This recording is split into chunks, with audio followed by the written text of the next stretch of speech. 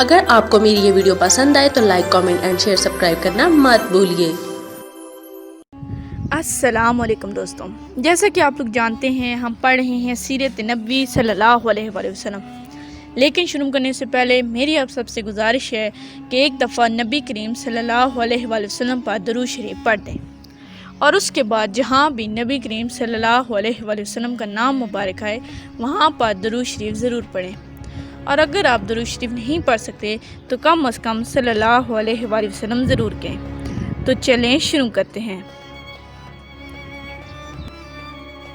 اس کا باب نمبر 47 ہے، جس کا نام ہے کامیابی کی ابتدا۔ حج کے دنوں میں مکہ میں دور دور سے لوگ حج کرنے آتے تھے۔ یہ حج اسلامی طریقے سے نہیں ہوتا تھا، بلکہ اس میں کفریہ اور شرکیہ باتیں شامل کر لی گئی تھیں۔ ان دنوں یہاں میلے بھی لگتے تھے۔ نبی کریم صلی اللہ علیہ وآلہ وسلم اسلام کی دعوت دینے کے لیے ان میلوں میں بھی جایا کرتے تھے۔ آپ صلی اللہ علیہ وآلہ وسلم وہاں پہنچ کر لوگوں سے فرماتے، کیا کوئی شخص اپنی قوم کی حمایت مجھے پیش کر سکتا ہے، کیونکہ قریش کے لوگ مجھے اپنے رب کا پیغام پہنچانے سے روک رہے ہیں۔ نبی کریم صلی اللہ علیہ وسلم منی کے میدان میں تشریف لے جاتے، لوگوں کے ٹھکانے پر جاتے اور ان سے فرماتے، لوگوں، اللہ تعالیٰ تمہیں حکم دیتا ہے کہ تم صرف اسی کی عبادت کرو اور کسی کو اس کا شریک نہ ٹھہراؤ۔ نبی کریم صلی اللہ علیہ وسلم کا تعاقب کرتے ہوئے ابو لہب بھی وہاں تک پہنچ جاتا اور ان لوگوں سے بلند آواز میں کہتا، لوگوں، یہ شخص چاہتا ہے تم اپنے باپ دادا کا دین چھوڑ دو۔ نبی کریم صلی اللہ علیہ وسلم ذوالحجاز کے میلے میں تشریف لے جاتے اور لوگوں سے فرماتے، لوگوں، لا الہ الا اللہ کہہ کر بھلائی کو حاصل کرو۔ ابو لہب یہاں بھی آ جاتا اور آپ کو پتھر مارتے ہوئے کہتا، لوگوں، اس شخص کی بات ہرگز نہ سنو، یہ جھوٹا ہے۔ نبی کریم صلی اللہ علیہ وآلہ وسلم قبیلہ کندہ، قبیلہ کلب کے کچھ خاندانوں کے پاس گئے۔ ان لوگوں کو بنو عبداللہ کہا جاتا تھا۔ آپ صلی اللہ علیہ وآلہ وسلم نے ان سے فرمایا، لوگوں، لا الہ الا اللہ پڑھو لو اور فلاح پا جاؤ گے۔ انہوں نے بھی اسلام کی دعوت قبول کرنے سے انکار کر دیا۔ آپ صلی اللہ علیہ وسلم بنو حنیفہ اور بنو عامر کے لوگوں کے پاس بھی گئے۔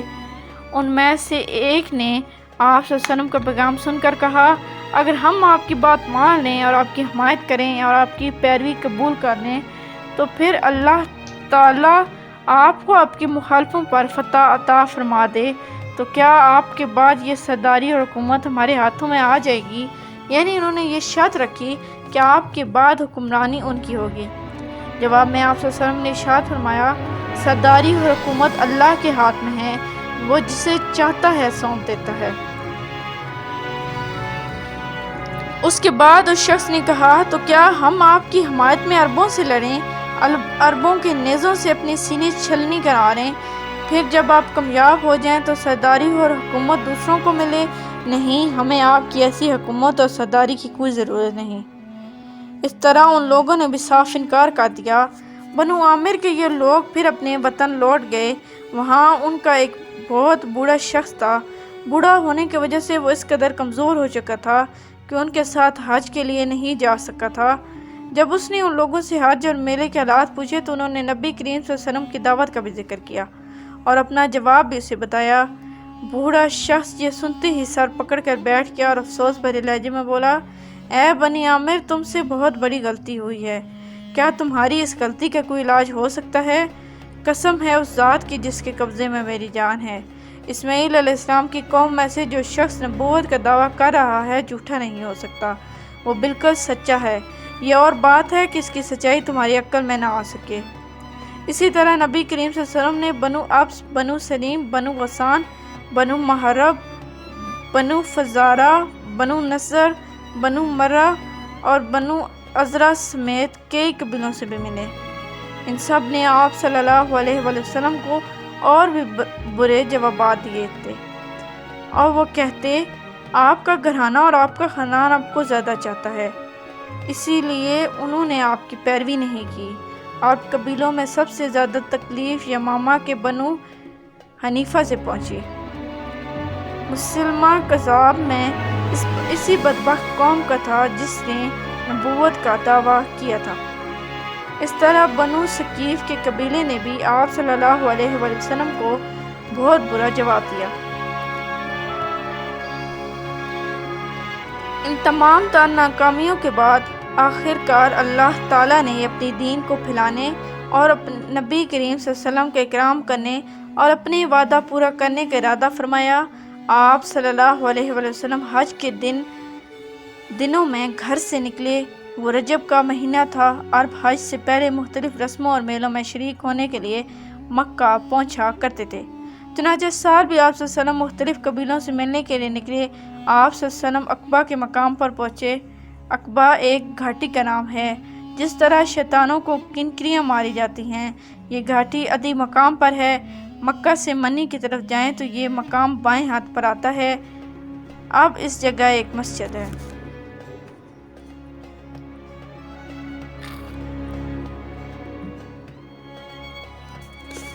وہاں آپ صلی اللہ علیہ وآلہ وسلم کی ملاقات مدینے کے قبیلے خزرج کی ایک جماعت سے ہوئی۔ اوس اور خزرج مدینہ منورہ کے مشہور قبیلے تھے۔ یہ اسلام سے پہلے ایک دوسرے کے جانی دشمن تھے۔ یہ بھی دوسرے عربوں کی طرح حج کیا کرتے تھے۔ یہ حضرات تعداد میں کل 6 تھے۔ ایک روایت کے مطابق ان کی تعداد 8 تھی۔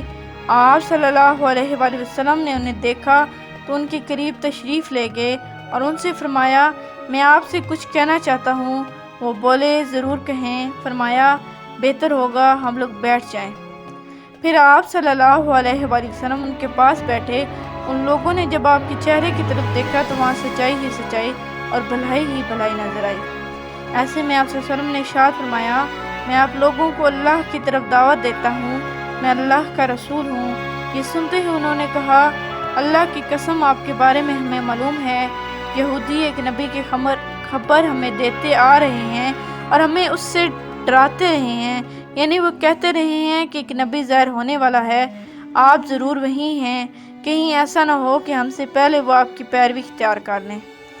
اصل میں بات یہ تھی کہ جب بھی یہودیوں اور مدینے کے لوگوں میں کوئی لڑائی جھگڑا ہوتا تو یہودی ان سے کہا کرتے، بہت جلد ایک نبی کا ظہور ہونے والا ہے، ان کا زمانہ نزدیک آ چکا ہے، ہم اس نبی کی پیروی کریں گے، ان کے جھنڈے تلے اس طرح تمہارا قتل عام کریں گے جیسے قوم عاد اور قوم ارم کا ہوا تھا۔ ان کا مطلب یہ تھا کہ ہم تمہیں نیز نابود کر دیں گے۔ اسی بنیاد پر مدینے کے لوگوں کو آپ صلی اللہ علیہ وسلم کے ظہور کے بارے میں معلوم تھا اور اسی بنیاد پر انہوں نے آپ صلی اللہ علیہ وسلم کی بات مان لی اور آپ صلی اللہ علیہ وسلم کی تصدیق کی اور مسلمان ہو گئے۔ پے در پے ناکامیوں کے بعد یہ بہت زبردست کامیابی تھی اور پھر یہ کامیابی تاریخی اعتبار سے بھی بہت بڑی ثابت ہوئی۔ اس بیعت نے تاریخ کے دھارے کو موڑ کر رکھ دیا، گویا اللہ تعالیٰ نے ان کے ذریعے ایک زبردست خیر کا ارادہ فرمایا۔ اسلام قبول کرتے ہی انہوں نے عرض کیا، ہم اپنی قوم اوس اور خزرج کو اس حالت میں چھوڑ کر آئے ہیں کہ ان کے درمیان زبردست جنگ جاری ہے، اس لیے اگر اللہ تعالیٰ آپ کے ذریعے ان سب کو ایک کر دے تو یہ بہت ہی اچھی بات ہے۔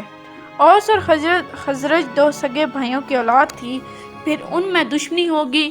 لڑائیوں نے اس قدر طول کھینچا کہ 120 سال تک نسل در نسل لڑتے رہے، قتل پر قتل ہوئے۔